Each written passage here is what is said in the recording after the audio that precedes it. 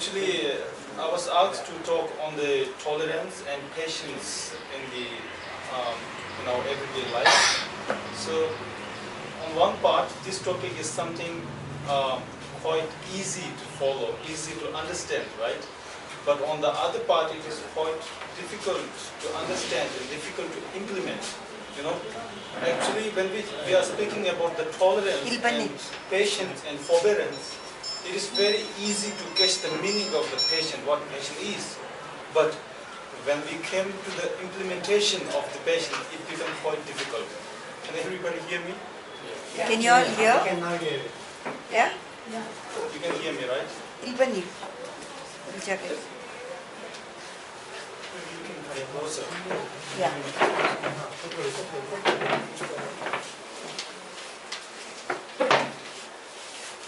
And I missed the introductions part. Yeah. Due to my lack of experience, I just need to give a brief introduction of myself. And my name is Thupten, and he is one of my friend. And we are studying Buddhist philosophy in Balikopi Sera Monastery. And both of us born in Tibet and came into exile in India at a very young age. Since then, we entered the monastery and pursuing our studies on doctrine in philosophy. So today we are very happy to be part of this program, and I hope it will help you to have some new experience of the life. So please allow me to use my notes because I lack some experience, right? So when we talk about the patience and tolerance, and first it is important for us to understand what is the meaning of the tolerance and what is the meaning of the patience. You know, when we are speaking about the patience and tolerance, it is not mere absence of a violence, right? It is not a mere absence of a negative reaction towards other people, right?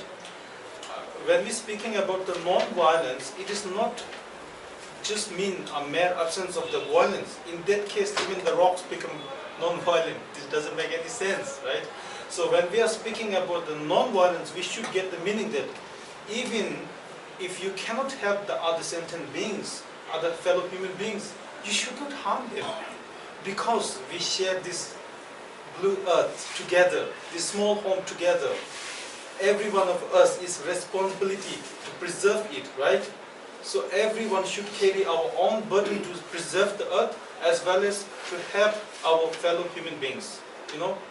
And when we are speaking about the patience, this is not something which is the mere absence of the, how to say, negative reaction, but you have to generate a deep inspiration within to bear the fault or the misdeeds of the other people. And in that sense, if the other person is guilty, you should give him a chance to transform himself. Because from Buddhist point of view, we said everything is transient, in the nature of the transient. So everything can be changed into another, right? So, and another important aspect within the Buddhism is that every sentient being, including the small insects under the ground and the unicellular microorganisms, all of them present the Buddha nature or Tathagata Garbha. We call it Buddha nature. Means that everybody has the potential to become a Buddha. And the Gautama Buddha himself in the beginning was a sentient being as we, he just, if you read the life stories of the Buddha, then you can understand he is a ordinary sentient being. But due to his practice and his practice of generosity, patience, compassion, forbearance, he got enlightened. He transcended himself. So Buddha said, when he got enlightenment, he turned the three wheel of Dharma, means he gave 3 public sermons. And in one of the theme of this sermon is that he said that I will show you the path to the liberation. I will show you the path to the salvation. but liberation depends on yourself. He showed the path, but whether you attain the enlightenment is up to you. If you practice the path taught by the Buddha, you will transcend. If you just leave them nonsense, then you will fall down. You will, transgress yourself. This is the case. And again, he said this: yeah, Buddhas cannot wash away your sins. Wash away your sins, or Buddhas cannot transfer his realizations to you to transcend yourself. He will show you the path, and you have to implement these practices within your life so that you can transcend, you can develop, right? Does it make any sense? So this is one of the core teaching of the Buddha, that everybody has the potential to become Buddha, and everybody has the seed of the compassion, love, tolerance, forbearance within us. This is not something we need to be learned from outside. If it is the modern subject, then we need to learn from our teachers, right? But I think love and compassion is not something which we need to learn from other people, because we born as a child. Everybody comes as a child, and we have our parents, our mother, so that in the system of your growing, you gain the loving and careness of the mother until you become an adult. But I miss this chess. I lost my, since I depart from my mother at 2000, then I never seen her face till now. So I lose some part of her kindness anyway. And those people who get the maximum care from their mother and from their parents have the general sense of intimacy and love towards all sentient beings. Maybe I can cover it now. Especially if you look into the Buddhist meditation, to transform and generate the positive intentions. So we call it awakening mind. It is an altruistic mind to attain Buddhahood for all sentient beings. In order to generate this mind, there are two methods. One method is you need to exchange and equalize yourself with other sentient beings. And another method is called the 7-point cause and effect method. So, as far as the first method is concerned, exchange and equalize self with others, at the first impression, when we hear that to exchange oneself with others, it, you feel like little kind of difficult to deal with this instruction. But once you familiarize with this topic, then it will be very, comfortable and easy, whatever you are engaging. Actually, a great Indian philosopher of, I think, 8th century, Shantideva, and he said that there is nothing which everything becomes easy if you get familiarized, if you get habituated.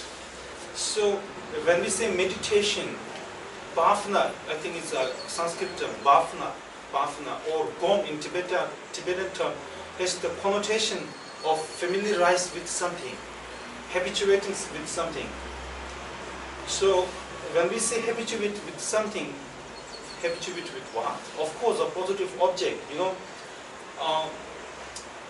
In the modern world, or since every people are trying to, enhance and develop their inner qualities, right? Inner qualities, and for that purpose, people rely highly on the different spiritual traditions. So, on that case,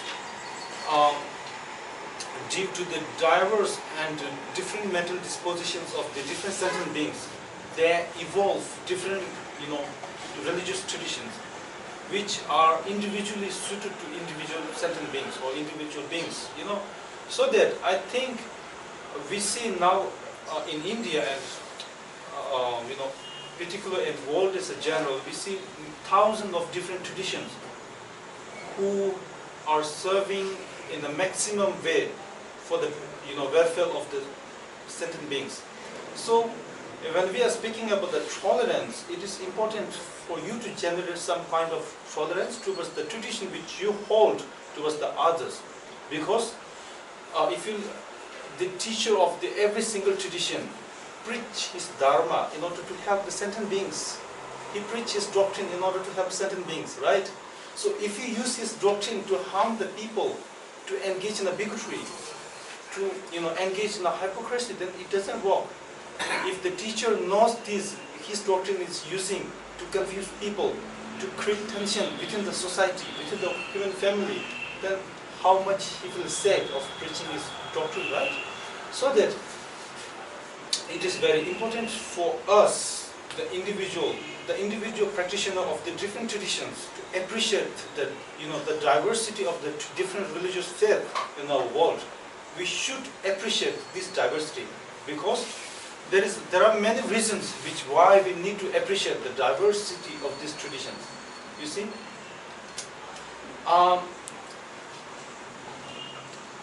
if you go to a supermarket, if you're able to buy lots of different kinds of commodities, then this supermarket have the more income, and the people have the more inclination to go to that particular supermarket, right?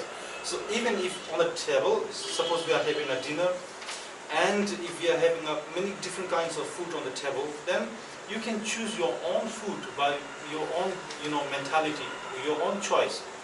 If we just put only one particular food, imposing everybody should take this food, then it doesn't make any sense. Some people like rice, some people don't. So on that case, if we put different kinds of food on one table, people can choose from their own choice, right? So it is more suitable to have the diversity of the faiths. And on the other side, the so-called universal faith or universal religion or universal whatever is something which is not necessary, and this is something which is not necessary to impose, and not important to come into account, because even within our own family members, it is very difficult to create a same favorite food. Say we have the family of 4 members, every single individual choices the different kinds of food. Some say I like rice, some say I like dal, some say I like paratha, some say I like Kerala paratha, whatever. So people have different mentalities, people have different choices, people have different interests. So with relation to this interest, then we should give them the different traditions, right? So till now, different traditions serve different people. On that level, I think that doesn't have no superior, faith or religious tradition as far as the society is concerned. As far as you are concerned, then you can differentiate. This tradition is more suited for me. You can say, white color is my favorite color. And if you are going to impose that this is the favorite color of the whole world, it doesn't work. People don't agree you. Since people have different choices, people have different interests, they make their own choices, right? So even you choose the white color as your favorite, it is necessary for them to choose it. And it is not also necessary to impose them to choose this white color as their favorite color, right? So on that level, I think it is important to, appreciate the diversity of the faith. And if we are able to appreciate the diversity of the faith in the contemporary society, then there is a lots of ground to create, create harmony within the society. And in the contemporary world, the one problem we are facing is actually all the major religious traditions, all the religious traditions are meant to help people, but in some cases, religion are also involved in difficulties to the people. This is something very unfortunate, right? So now we should find a solution to change this attitude, the spiritual traditions to serve the people in a maximum way. So I think due to the misunderstanding and interpretation of the different traditions, people create lots of misunderstandings, and then subsequently consequently they create difficulty in the society. On that level, the best and the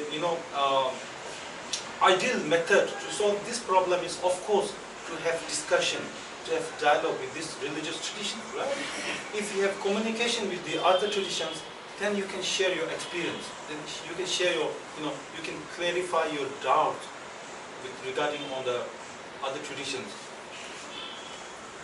On the second level, nowadays, due to the advancements of the science and technology, the world has become very small.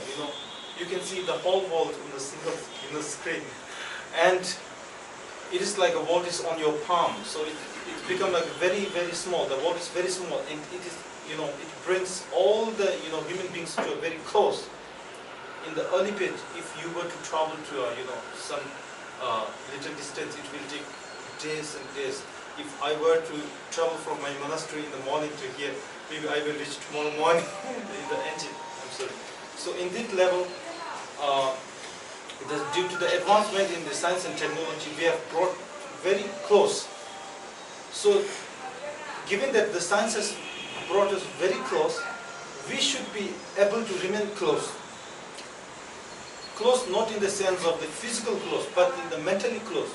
You should be close with your deep respect and the deep love towards your fellow human beings.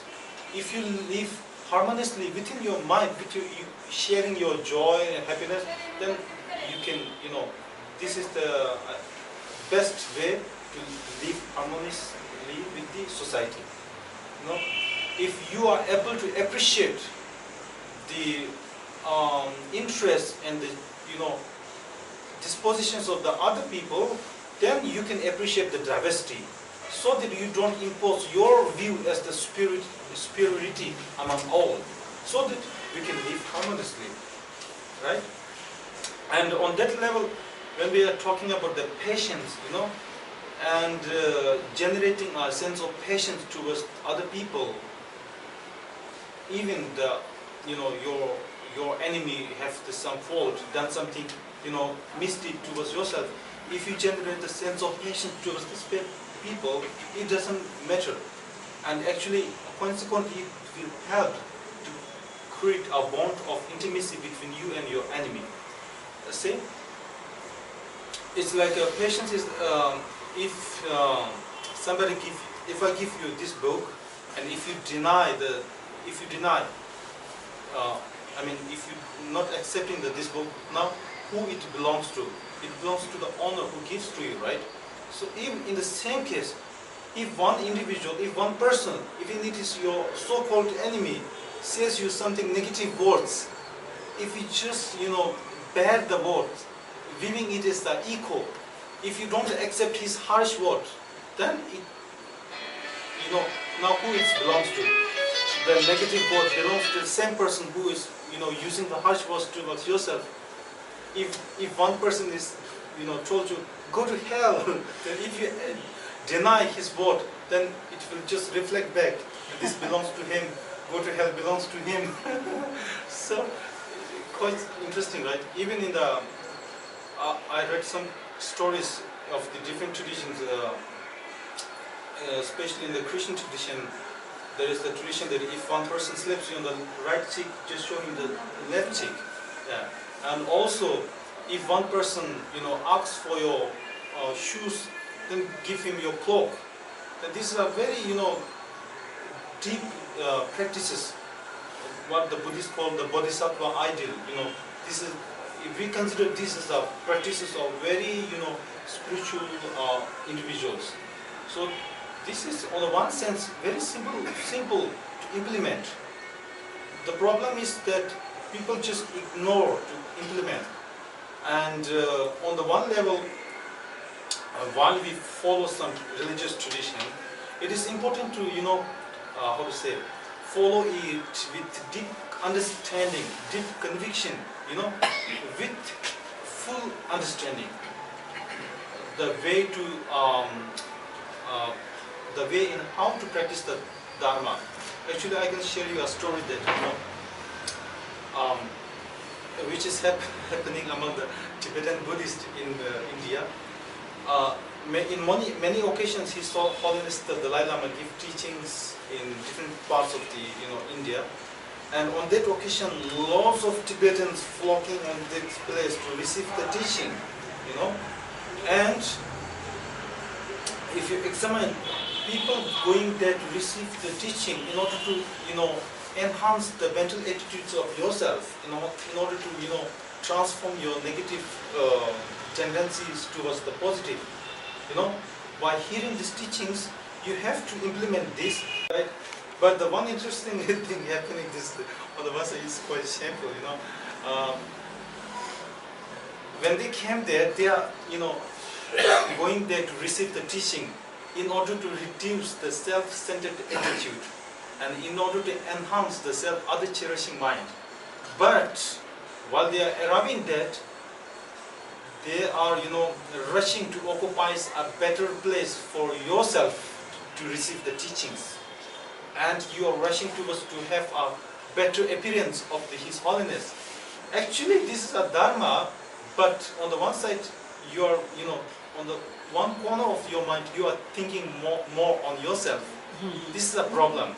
So if you are a true practitioner, you should cherish others more, others before self. So you should give the better space to them. Okay, we are here to practice Dharma. You occupy the better place. You occupy the better space. This is what the true religious people do, right? And another occasion is that there are lots of Chinese Buddhists who occasionally came here to receive teachings and who have many different religious centers in different parts of the world. And I heard this in some parts of the Chinese. They are very big religious traditions, and Yes, Buddha. okay. I'll get that first. I'm okay. If you can give me that, I'll do it. That these Chinese, they have many kinds of different religious centers within the different parts of the world, and actually they, how to say, establish these centers. They establish these centers to practice Dharma, to develop yourself, But on part of this activity, what they are doing is, on some occasions, we can feel that there is a huge sense of jealousy within these different religious centers. This is something very unfortunate, And by establishing these different religious centers, the centers are meant to study the religion. Whatever tradition you are learning, you have to implement. These tradition,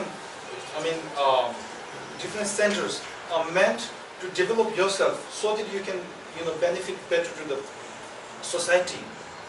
But on some occasions, it becomes like these centers become a site to, generate more sense of jealousy, hatred. So this is something very unfortunate. I know it is happening in some parts of the Buddhist tradition as well. That's why I am blaming. So even if it is happening in any type of tradition, it's something we need to change. And whatever tradition you follow, it's your personal matter. Whatever due to the different your dispositions, you can have the right to choose your own tradition.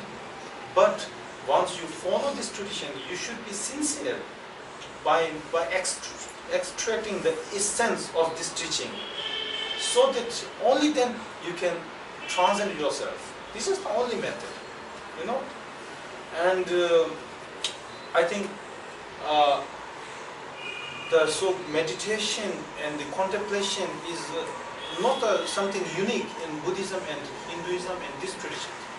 This is something which we can find in almost all major religious traditions. The thought experiments. And meditation is not something like a physical exercise as yoga, It is, you just contemplate on different things, and then you, it's like let's take the example of two different opposing forces, let's say the dark and the light. When we just increase the light, then the darkness just automatically starts to dispel. When we increase the darkness in the room by covering the windows, then the light automatically goes down, right? In the same way, by eliminating, by reducing the negative emotions within our mental continuum, then this is the way to enhance your positive emotions within your mental continuum. You know that these two opposing forces, while by applying antidotes and remedies to these negative consequences or tendencies, then automatically it will increase the positive aspects. And this is how almost all the major religious traditions are practicing. This is, I think, the essence of almost all major religious traditions. Thought experiment.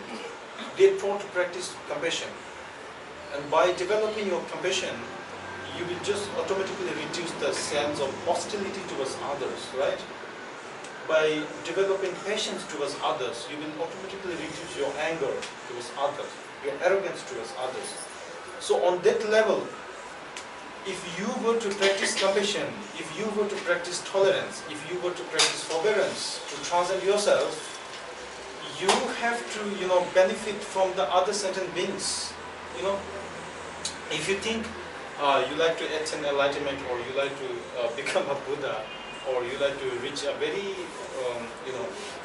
high realization people, you have to achieve this state by depending on other sentient beings, right?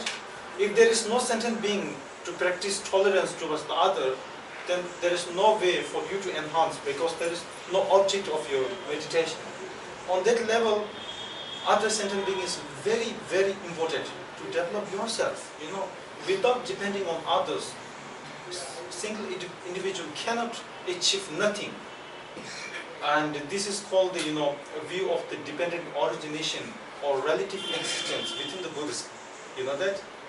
Relative existence in a sense, you are living in a society, with many people. On the first impression, on the first glance, if you think my success is only depending on my career or my job, then this is something very wrong, right? If you eat, small snacks, it is formed with the aggregation of many causes and conditions. There are persons who gather the ingredients to make this snack, and there are persons who actually make this food, right? So on the first impression, we see that this is something. On our first impression, we see this book as very solid one, something like this in the first from the beginning. But if you probe further, many system and process are involved within to form this book. There are people who plant trees to make this book.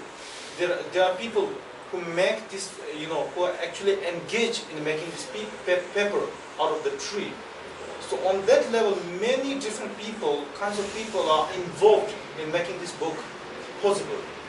So I feel very useful of this book. Then I should feel grateful to all the people to whom are involved in making this book possible.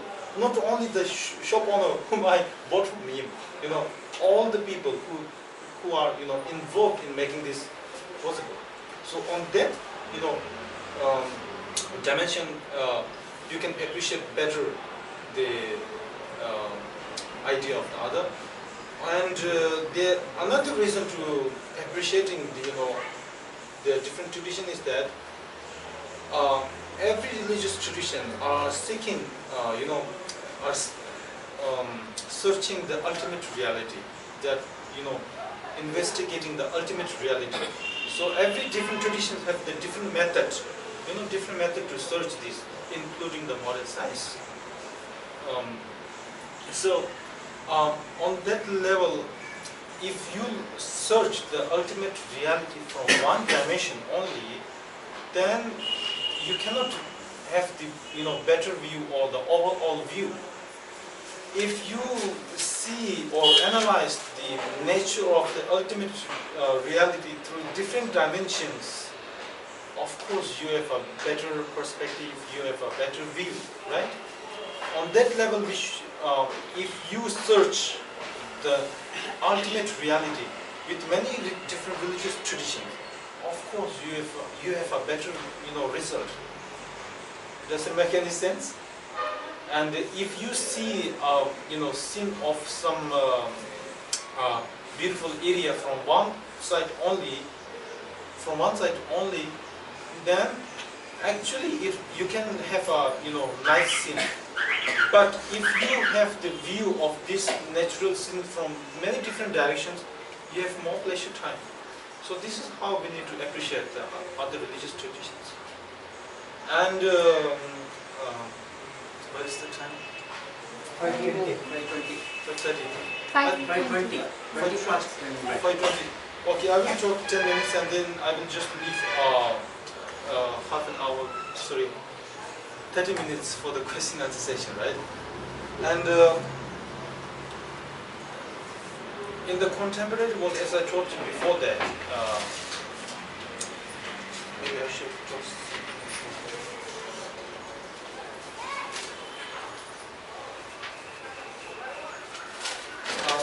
Now I will go to some specific topics with the meditation. Maybe you feel interested there. As I told you before that, when we are speaking about the meditation, it's a thought experiment. By enhancing your positive thoughts, you automatically reduce the negative thoughts. And by closing your eyes, you just examine the negative consequences of the anger, hostility, arrogance. And on the other side, you just contemplate on the positive aspects of the compassion, tolerance, patience towards the other sentient beings. On that level, you can have you can meditate well. Otherwise, there is the tendency that there is the danger that also, if you look into the past histories, that some people just fail to extract the meaning of meditation, and they just go to a very isolated place on the hilly areas, and they remain in the retreat for years and years. While they're coming back, same person, no changes.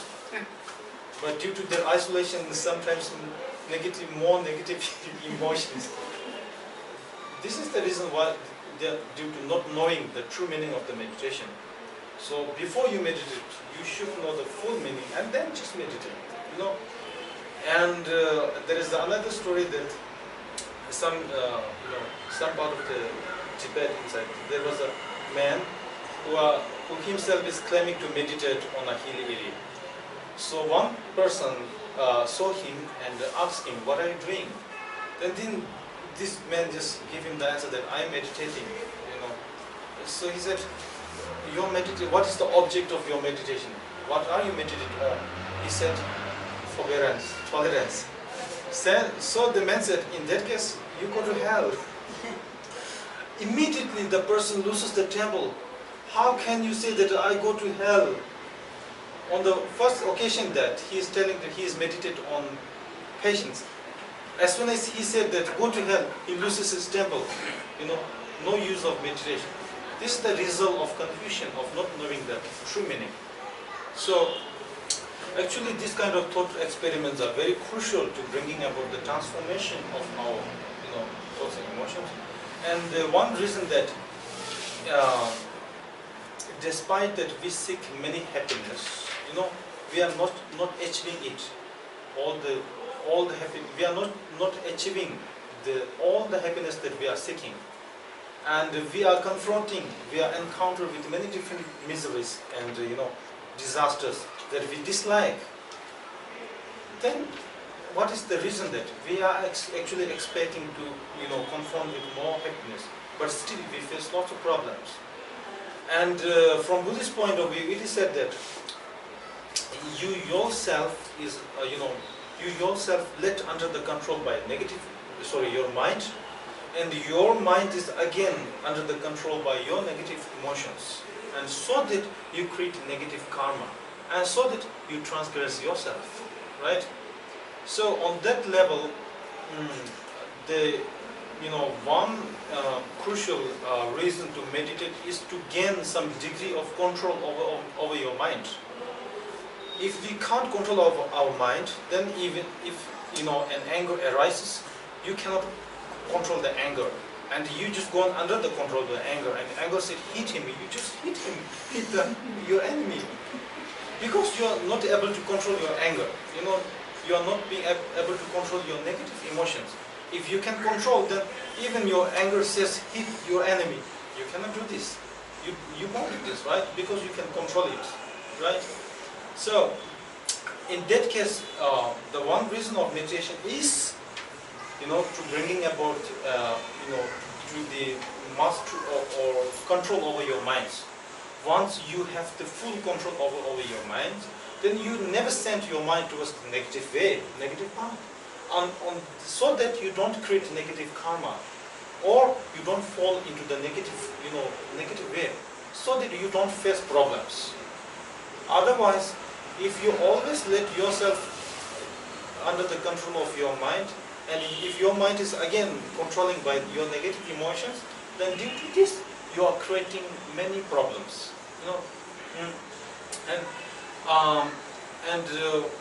On the other hand, that even if a person who uses a very harsh word towards yourself, again the Indian philosopher says that due to the other person, your enemy, due to his influence, due to the influence of his negative karma, he is going under the control of negative emotions, so that he is using a harsh words towards yourself. If you use a harsh words towards him, then there is no difference that he is challenging you out of his negative emotion under the control, and you are again doing this due to your not getting the control of your mind. So there is no difference. Both of you are under the control of negative emotions, right? So that you cannot judge this who has the truth. Your enemy is doing something bad towards yourself due to the negative emotion. You dislike it due to your own negative emotion. On that level, no one can judge who has the positive result. Both of these two individuals are under the control of negative emotion, right? So that if you just tolerate once, everything will be vanished. Even your enemy feels that, oh, this is something strange he done to me, and gradually you can create a sense of intimacy towards that person. And this is how you can create a positive atmosphere in the society. As we usually say that the journey of the 1,000 miles should start from the first step. The transformation of the world should start from within. First you yourself transform, and then you can transform the world. If you are transformed one, you perceive everyone as a transformed. Let's say if whole surface of the earth is covered with broken glass, instead of covering the whole surface of the earth by some cloth in order to walk on it, in order to not harm by this broken glass, if you just wear our shoes, then you can go everywhere. The broken glass cannot hurt you, right? And it is not necessary to cover the whole surface of the earth by this cloth. This is actually a silly method, So that if you transform yourself, then you perceive everybody as a transformed one. I mean, you don't create, you don't show a negative reaction towards the other people, and the other people will show a similar response towards yourself. And this is how a relation begins, a positive relation begins.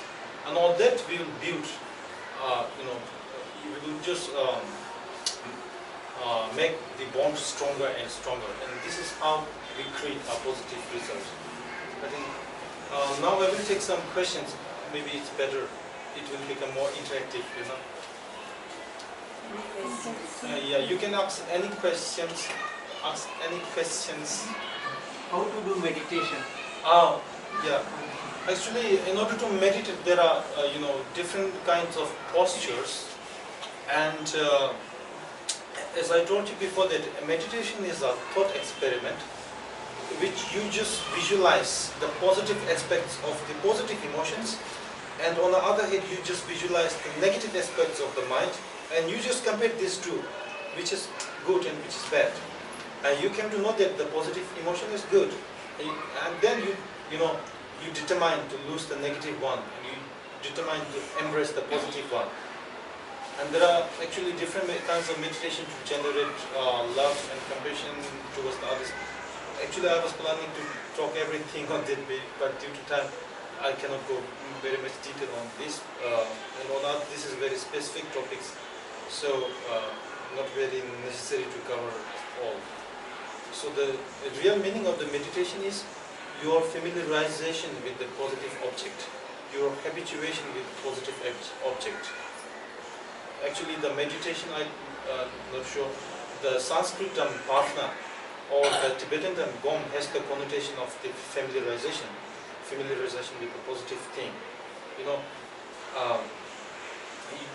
If the more you habituate with the positive, emotions, the more you're likely to become a better person. This is how meditation works. How to practice meditation? What you said is day-to-day life to keep on stress yourself on positive emotions. That is okay. Now, meditation means, as we understand, sit in one place and concentrate in a particular point. That point could be here, could be here, could be anywhere, out of the 7 eyes. That's what we are understanding by meditation. Whereas you are telling meditation is concentrate or contemplate on positive things. The positive things contemplation is just living. Every religion says, every leader says, yes, you concentrate, you look after the positive aspects of it. You take off the negative aspects. Everybody says. But meditation means, as we understand, sit in one place, preferably calm place. Even if you can't find a calm place, okay, concentrate your mind in a particular point and take off other points. Don't bother about other points and keep on thinking about whatever you feel, God or something. Then your mind becomes more richer and richer. During that process, of course, you may be thinking whatever just now you said about God. I think this is one aspect of the meditation. From Buddhist point of view, we can divide meditation into two: analytic and a single-pointed. The thing which you are talking is the single-pointed. Just focus on the one object, its nature, how it comes. But there is another meditation, that analytic meditation. Analytic in the sense, you just analyze the nature, you just analyze the entity of the object of your meditation. This is the analytic. And as far as the analytic meditation is concerned, it is not necessary to put on the particular posture. Even you can meditate by, maybe some of you seen the debating system in monastics. This is also considered to be an analytic meditation. Actually, all the monks are, while they are debating, monks shouting, they are not, sitting in one particular posture. So, as far as the analytic meditation is concerned, it is not necessary to sit on one posture. But as far as the single pointed is concerned, you need the postures in order to remain focused. The clarity, in order to retain the clarity of your mind towards the object. So analytic meditation is, one doesn't have to sit in one place. One can go about in their ways, but always concentrate your mind on good aspects of life. That's what is analytic. And even if you are a school teacher, have the single focused, so that even if you focus your mind single pointedly on one particular sound or one particular object, you can remain focused. But we, the fledgling practitioners, cannot retain this mind. As soon as we focus our mind on one object, another comes in. This is called the distraction. But you yourself said, practice, practice and practice. So by sitting and then contemplating on a particular point, that point could be image of God, or something like that, and go on practicing. you develop a sense where the negative, where other thoughts which may come in the beginning, you gently drive them away slowly, and by continuous practice, by continuous determination to be meditate, you can practice. Sure. That is Exactly. possible. Exactly. Only thing is one has to Exactly. put lot of effort. Any other questions?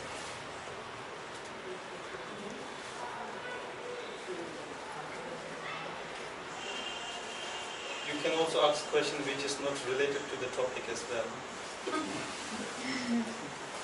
You can ask my name of my father, name of my mother. How about you?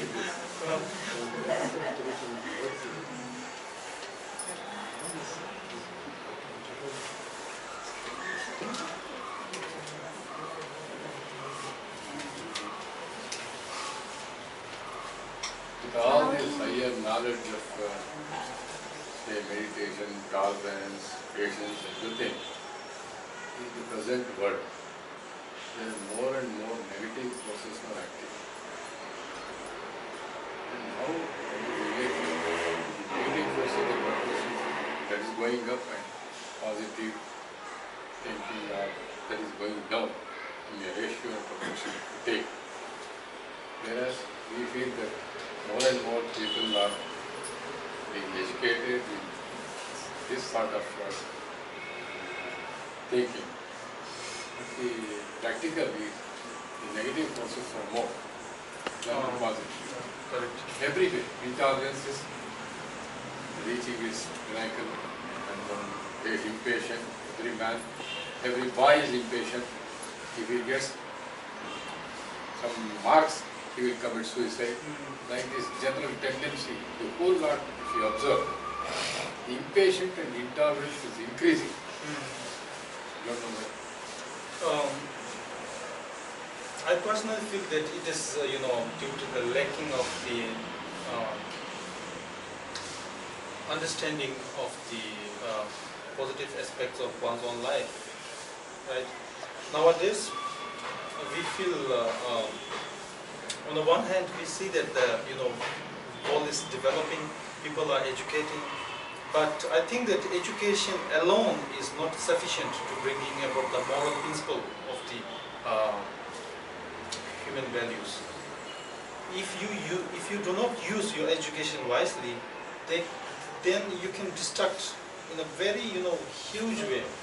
If you are educated enough to create an atom bomb or nuclear bomb, if you don't have a disciplined mind, if you use this to destroy the humanity, it can destroy it in a very large scale, right? So on the basis of your education, if your education is guided by the moral principles of different religious traditions, only then we can build a clean society. So on that sense, it's important to create awareness among the youngsters to the positive aspects of the given that sciences, due to the advancement of the science and technology, some people question the relevance of the religion in modern society. They feel that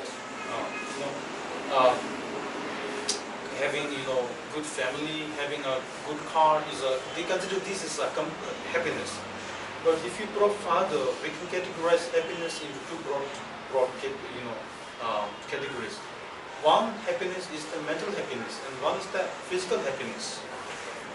And it is very important for us to emphasize more on the mental happiness, rather than the physical happiness, because your mental happiness can overwhelm your physical happiness, but your physical happiness cannot overwhelm your mental happiness. The point I'm trying to making is that if a person who is very poor in living condition, and there are many cases that still he is living very happily, and even the people who are living in a very affluent, environment, still they are facing some problems. So what is lacking behind? What is the thing they're lacking? They are lacking the mental happiness. So on that sense, we should emphasize more on the mental happiness rather than physical happiness.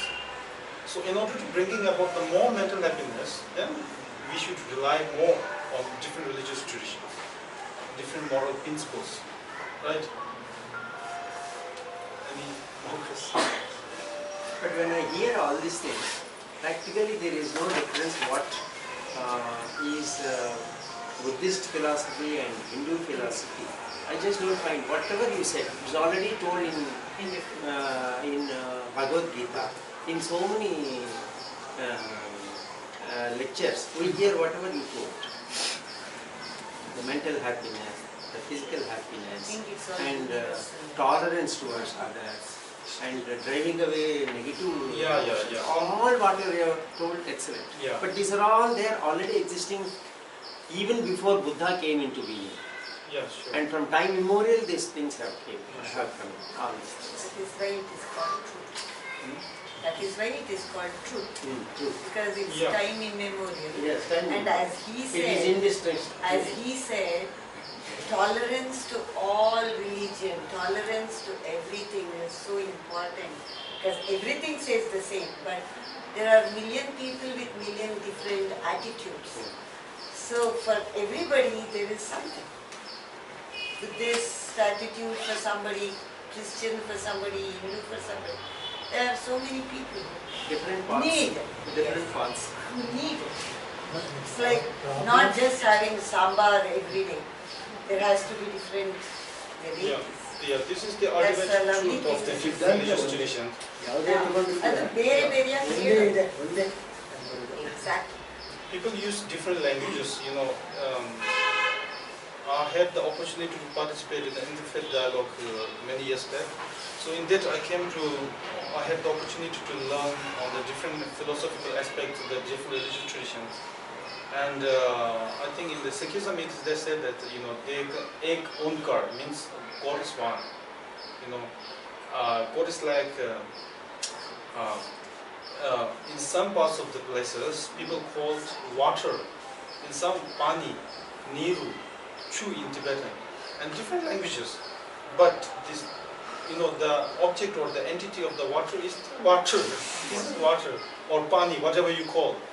In the same case, if you call Buddha, or you call Jesus, or you call Allah, they consider the nature of this as same. Their selfless service to the sentient beings. So the biographies or autobiographies of these great teachers, these great personalities, are not only to read and enjoy, but these are many great advice for us to follow. If you try to follow their footsteps, then definitely we can go through there. We can reach the destination as same as them. Why not? Right? So the biographies of these great personalities are not only to be read and keep the book in the library, but we have to implement. Without practice, there can be nothing. Even if you pray all day long for the world peace without any practice, world peace doesn't come. So we need practical, practice, implementation. Only then we can create some positive atmosphere.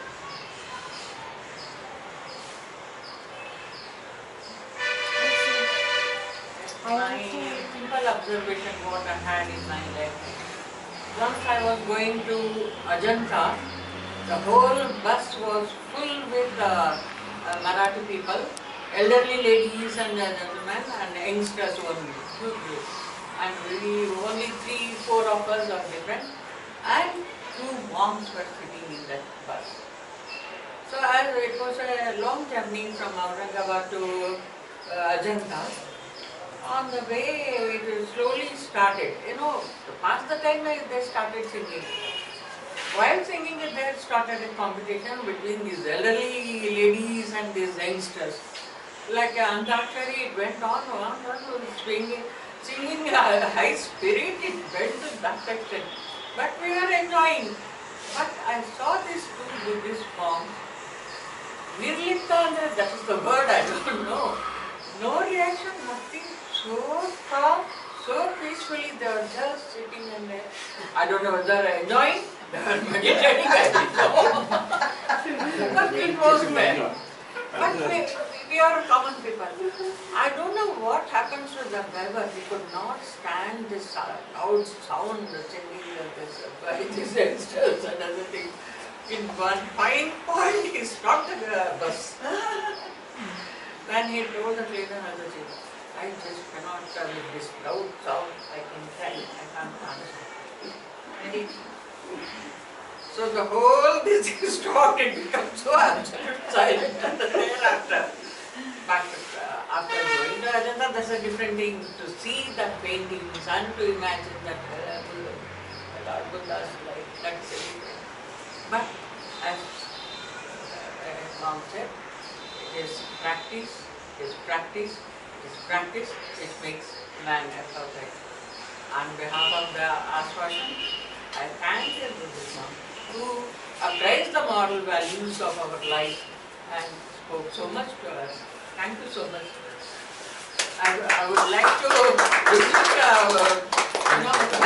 once again and to listen to his comments in the premises. Yeah. That will be more happy. Yeah, we want to come. Thank you.